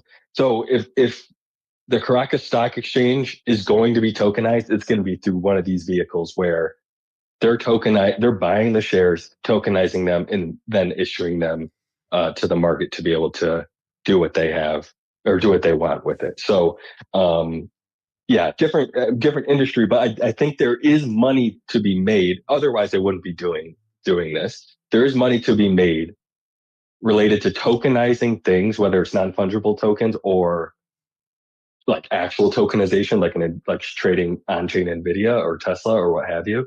But it might not be the traditional like, oh, we're generating fees from every swap. It's likely from people wanting these things to be tokenized and then providing that service to whatever entity wants something tokenized. So that's likely how the money's going to be generated. Yeah, totally get it. Makes sense. I'm excited to see more of it. And yeah, I bad example, I'm talking NFTs and tokenizing stocks. I get that. First thing came to my head due to the current thought. I'd love to see something on chain as recent as yesterday. Last thought on cruises, or excuse me, last thought on conferences. Someone mentioned, and it is not popular for all, but the idea of a crypto conference on a cruise. I know cruises aren't for everyone. It's not like, oh, I got to go take a cruise. I enjoy cruises for areas I've never been before. I've done just a few, and both were ports I had not experienced. And then, like, gives me, like, for instance, I went to Dubrovnik in Croatia, would have never been on my map before. And now it's a place I'll probably go back at some point in my life to experience again. Quick thoughts, Outer, on a crypto cruise? I don't know. I get seasick. So unless I'm on like a smaller yacht or whatever, like this whole big boat listing situation, maybe not my vibe. Unless like I'm on deck, so I can do like big giant ferries and those kind of things. I don't mind it, but I can't imagine like day after day after day on a boat. Maybe not for me. I'm glad I'm like not having to use a boat for crossing the oceans for travel. So I don't know, but it could be fun. Like just because it's not for me doesn't mean that it couldn't work. I did bring up Acid and wanted them to jump in. Before we pivot in case they wanted to have anything to say about conferences. So maybe we can go. Can you hear me? Yeah, we got you, GM. Yeah.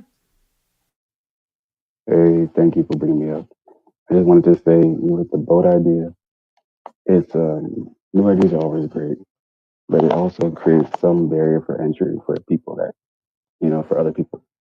Just remember that. That's all.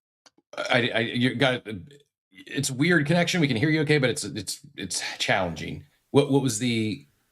I didn't. You said what was a bad idea? Can you hear me now? Yeah, kind of. Go ahead. I was saying when it comes to boats, sometimes if new ideas are great, the new ideas are great.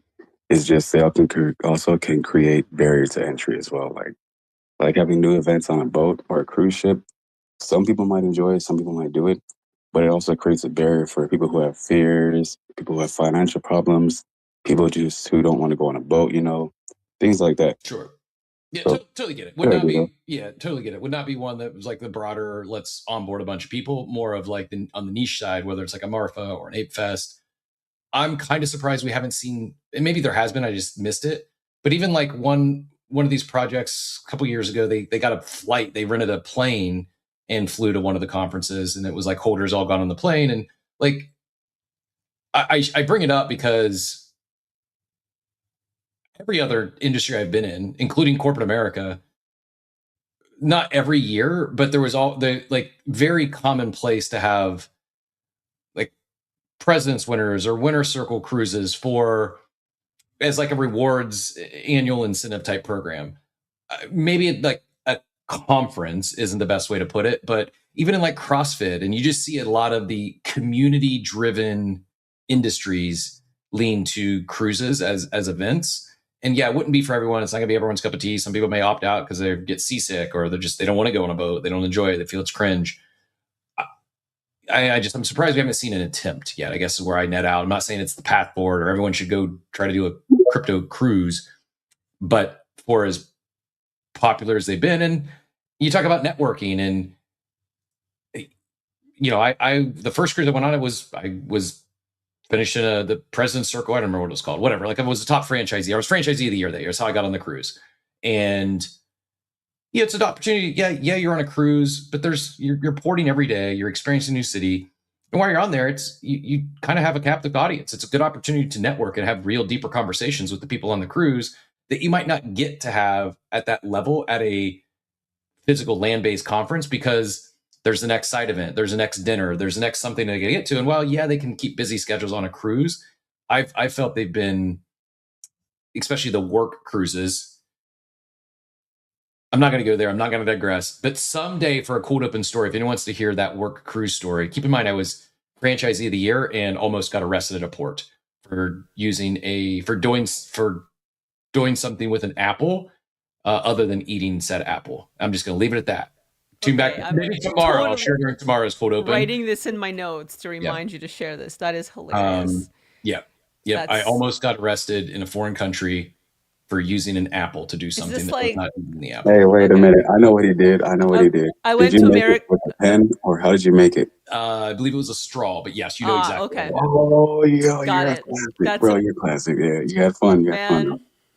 Yeah, it was a Caribbean cruise too. So the port we had just left was somewhere in the Caribbean on the beach. I met a friend down there, a local, and he gave me something to take back on the cruise with me, not thinking that's probably not a good idea because there's smoke detectors on a cruise. And yeah, that's all the story I'm going to tell today. But how do you like them apples? If you guys want to know what he's talking about, watch the movie called Pete's Dragon. There you go. Yeah. We also have Ms. A with their hand up. I don't know if you're coming up for some of this conference conversation, maybe some hey other use there. Hi, Outer Lumens. Hello, Captain. Happy New Year. Happy New Year, GM. Yeah, GM. Yeah, it's this conversation that's really fascinating indeed, especially with the NFT Paris, which was just recently kind of canceled, and it's canceled probably indefinitely indeed. But I would safe to say that, Captain, I put a post, just a short take on the possibility of it being a combination where I think you put some great points. Like the networking element when you're in a controlled environment actually helps because there's no distractions of side events, right? I don't think it would be, but then I'm with Outer Lumens because I'm not a cruise person. I would probably say that 48 hours, 2 day, 3 day, maybe like where it set sail from Miami. Agreed. Yeah, maybe goes to Bahamas. Yeah, weekend cruise probably much more appropriate than like a 7-day or 10-day cruise. Agreed wholeheartedly. Yeah, because I think the key that I was taking away from what you were sharing, having gone to sales conferences and having gone to conferences a lot, I think there comes to a point where you get conference fatigue as well, because you're going to so many conferences, you're not actually delivering on anything that you need to deliver on, which becomes like an excuse to kind of drink, socialize, etc.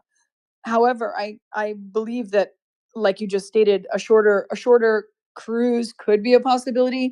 That could also be a nice contained audience.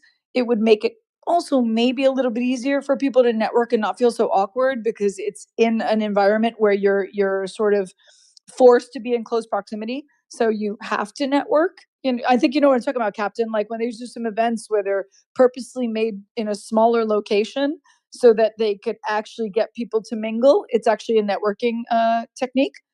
Which I've done with like Toastmasters and stuff like that. So there are techniques that could be used. I just see there being a new iteration. And unfortunately, NFT Paris has had a lot of, because I am on this side of the pond, NFT Paris has had a lot of, it's had a lot of challenges in Paris with the geopolitical situation and just a lot of things that are not necessarily were written in that tweet. And I think that's where you're kind of like when you're actually closer to the city, because I'm only a few hours away from Paris, I would safe to say that there was a bigger awareness that they needed to take into consideration that kind of impacted that decision. And I think that when we start looking at conferences, we'd have to look at the culture of the conference goers and what is the objective of the conference and make sure that the target audience of that conference is aligned And we know exactly what you did with that apple, Captain. We know exactly what you did with it. But it's also being present that this space of crypto or Web3 NFTs has a very diverse audience set. And I think that's why the gentleman that was speaking about being priced out or not priced out, that's a little bit tricky because cruises are not that as expensive as they used to be. And we have to really look at what the marketplace is asking for and where we could actually touch on more people. And Captain and Outer Lumens, I'd actually be very curious to hear at some point your perspectives on Gary Vee popping into an NFT stage recently, kind of in some ways recognizing that he hasn't been present across X, but that he's actually was saying how, and I think it's in a recorded space, that he was talking about how they are looking at NFT projects that may be like on the floor. And like, I feel like he's basically his garage sales that he does in person in Jersey. I think he's doing NFT garage sale shopping where he's going through all the collections. And I wouldn't be surprised if one or two of those collections gets picked up and it gets reinvigorated. You're saying you're thinking not just him buying some NFTs, which we did. We went kind of in detail on that yesterday, so I don't want to go rehash the whole conversation. No worries. But I will link up the recording if anyone wants to go check the full podcast. While you're at it, give us a like, review, rating, 5-star, all that stuff's appreciated. Go check out the YouTube, give us a subscribe over there. That's for you, Payne. But in all seriousness, my question is though, you're thinking like Gary or VeeFriends maybe in the like acquisition mode in terms of acquiring other brands and collections, or you're talking acquiring assets like he did? No, the first one. Okay. I got the sense that he is actively looking, and he's also put a post that he's hiring. So, and if you look at what the 3 roles he's hiring for, it's very, very interesting. So, I mean, I'm just looking at it strategically, but of course, I will go back and listen to that because I'm sure that you probably were talking about it, Captain, because you always get on top of these things and cover them in depth. For so that, I will right? go back and listen to it, and I would probably recommend others do as well. And that space, because I think the combination of those two conversations might give some direction on where those that are in the space and have been in the space for a while are going. Because VeeFriends is actually a conference in itself, but he's opened it up, right? And also, if you look, World of Women is no longer World of Women owners, it's shifted owners, and now they're including men. So you have to see how like some of these NFT projects I think are just evolving. So I do believe they're still valid. I just believe that we need to really look at it. Those folks that have been here since 20 and 21, I would suggest them start being nosy and open see and just kind of going back in the dates and seeing what projects from 21 were actually, they were good, but maybe they just didn't kick off properly. Do you know what I'm saying? I think that that's what I got from listening to him. And he said that him and Luca were both kind of looking and perusing OpenSea. And when I heard that sentence, I was like, that sounds to me a little interesting because Gary Vee does have the capital to do this. I mean, but it's not like he's been around and he has done this before, right? Like, do you remember with Crypto Skulls, they were worth like 0.05 100%. Or something, whatever, and then he went in, bought a bunch. They went to like over an ETH. Everyone was like, wow, it's an OG project, blah blah blah, and like, no shade to Crypto Skulls, I have one, but I think like I'm not necessarily convinced that this is because of an acquisition. I think this is more of like because Gary Vee is also the person that very much said that most NFTs, 98 or 99% of them are going to go to zero, as they have. So like I think, this to me seems like a camaraderie kind of, hey, I'm still here, fun sort of take. I don't know, and I'm fine to be wrong. But if I was going to make a prediction on this, I'm not sure that this is necessarily to like acquire a project. Outer Lumens, he actually threw out doodles. He made a comment about doodles in Disney, which was very interesting because I get what you're coming from 100%. I agree. I think it's a 50-50. We don't have to guess. We've got the actual, Jeremy's going to tell us which collections, plural, that Gary Vee and the team are planning on buying. Hi, Jeremy. Let us know. It's not when Gary Vee buying a Degen pass. He's acquiring the Degen network community. He's going to be a vested stakeholder in Coffee with Captain. Jeremy, when are we announcing this? Jeremy. That would be, I would love to announce that tomorrow. Can you hear me? Yeah, we got you. Are you good? Oh, No, you're I good. can hear you, You're Jeremy. I good. can hear you, You're bro. Where'd good. you go? Jeremy, He left. I can hear Jeremy. Yeah, Jeremy, we could hear you. Something on your end. Maybe take a quick lap if you can hear me in the audience. Take a quick lap, force close the app, come back and join us because would love to make this co-announcement that we just got front rein on. Wait, was that really Jeremy? Jeremy? Oh yeah, I kid, guys. It's not. This is a joke. That's my bro right there. I'm making this up. Yeah, Gary has not expressed interest in buying DGen or a stake in Coffee with Captain yet. Captain, did you get into manifestation for We just did. 2026? Always the supermoons are on my side. Jeremy, let's take two. Mic check. That was the best setup and the biggest fumble. I said I'd love to do that tomorrow if you've got the marketing graphics all queued up. So we'll make it happen. I'll make sure Gary's aligned. Perfect. Let's. I'm sorry. I'm jumping in without the context of the full conversation, but I tuned in. One of the first things I heard was VFriends is acquiring an NFT project, and so my red flag went up of like, I can't speak for Gary. Who knows what he might want to do in like a 5 to 10 year timeline, but the context of what he was discussing spaces was about picking winners in NFT. And Moonbirds is a solid example of this, but Moonbirds was already on the radar. Man, just a great legacy project that just lost direction, and but still had like a tight knit community, And he threw out the suggestion like, what happens if Disney decides they want to acquire Doodles or something else, or some project that's basically zero now? And the next day, of course, everybody on is going to be clamoring to buy it. But the events and really the stem of that, the root of that conversation was, right now we're all building out of Web3 native. Who's it? Just me? No, we lost him. We lost him. Okay. I only lost Jeremy though. I was going to do the unplug plug back in, but I think it might be a Jeremy audio issue. Everyone else lost audio as well, not just me. Yeah. Okay, and everyone else can still hear me and Outerbow, so we're good. One more lap, Jeremy. We'll third time's a charm. But while we're seeing if we can get the successful lap completed, just kind of paraphrase. Not Gary's reference was not in regards to acquiring other collections at this time, maybe in the future. But right now, more so betting on founders, betting on teams that are still here, still building. That was my impression as well. And all that to be said, there was Gary shared a marketer's cruise, set sail for a mastermind in paradise, the 19th annual marketers cruise. The more I think about it, and I know it's not for everyone, but I also bet there's a bunch of people here who enjoy cruises. They've been to them before. And I'm just surprised we haven't, and also I think it was Blue who said there was one. I wasn't familiar with the one she mentioned. So when we get back to Blue, feel free to educate us on that. I am kind of surprised the more I think about it, that we haven't seen a crypto cruise yet.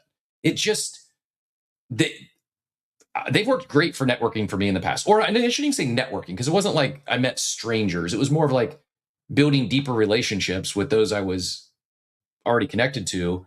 Maybe like it was an acquaintance, or I knew them indirectly and had a dinner on a cruise, and then after dinner we go and we hung out again, because there's, again, you say you're captive doesn't sound great, but until you get to the next port, you are captive. And yeah, you go hang out in your room, but odds are you're going to, it's not like you got to go take an Uber and then you have 100 options to go get to. There's like 4 or 5 bars, restaurants, theaters or something where you're going to see people at. And yeah, I'm maybe it's the Coffee with Captain cruise pain. Maybe this is the missing pillar we've been looking for Coffee with Captain in 2026. We talked about our goals and everything we want to accomplish this year. Maybe this is the way to grow our distribution beyond just X. Is we're the ones that pull off the Coffee with Captain cruise. What say you, Payne?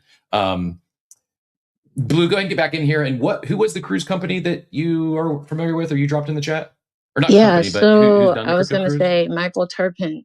He has a group called Bit Angels, and they are focused around Bitcoin, but not just Bitcoin, just crypto and blockchain in general.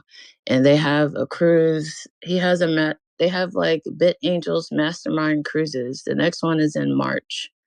So if you're interested, you go to BIT, like BIT, and then the word angels. and you can go there and they have different things that you can sign up for. They have pitches, they do all kinds of stuff. And then to your point, Cap, it is an opportunity to be able to talk to individuals that you never maybe would have access to. Um, I've been able to network with individuals that were like out of reach, because of a cruise. And so it does provide opportunities. It's not for everyone. It is something that is, I think the point is it's an exclusive trip to be able to network and bond with these individuals that you have likeness with. So yeah, for people who like cruises, there is Bitcoin and crypto conferences, or more so like masterminds. And if you don't know who Michael Turpin is, look him up. Appreciate that. Yeah, I think you might have actually connected me. You were Cass connected with Michael, if I'm not mistaken. Either I wasn't familiar with BitAngels or I missed it, but yeah, that's one I'll check out. I just saw the BitAngels account. They're live at CES, AI and Crypto Showcase, news and ideas on Bitcoin. I'm going to pin it up top because it's not lost on me. We've been talking about crypto brands and NFT brands breaking out, and instead of just doing their own thing in a hyper niche world, going to other events that are adjacent or make sense, the technology based ones. Or if you're in toys, a toy one. If you're an IP, go to an IP conference. Like the fact that we're talking about them doing things differently and they're at CES this week, that certainly resonates with me as well. So appreciate you sharing, and I'm going to pin that up top. Coffee cruising with Captain, it makes sense. It just works. I feel like as much as I don't like being on a boat, if it was a couple of days, I would do it. The one thing that I think would be really funny in one of those things is to make everybody go through like some kind of an escape room, but like the challenge for the escape room is like to actually understand crypto.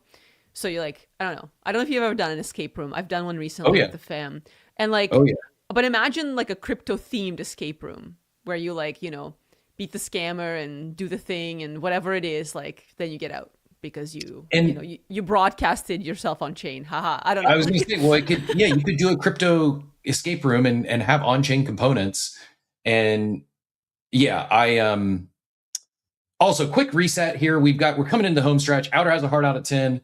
We are going to talk about Vitalik's post, Vitalik's Trustless Manifesto, and the pin post I just shared up top. It is a book.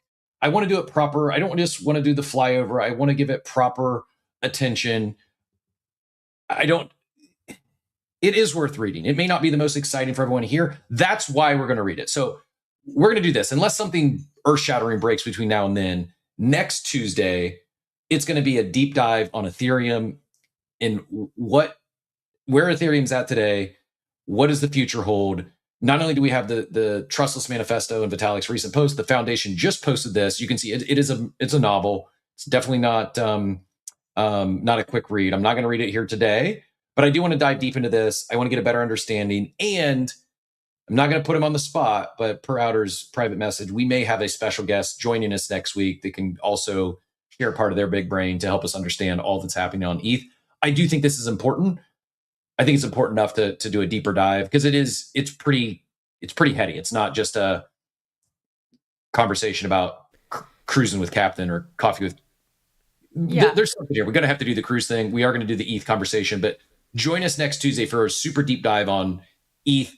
It'll be technical, but we'll do our best to make it also digestible to where our goal will be not only is it good information for all of you listening in, but then some of those clips afterwards, you should be able to take 5, 6, 7 of those clips from next week. That if someone in your family, your friends, someone that's in TradFi, they ask you a question, what does ETH mean? What does this mean about ETH?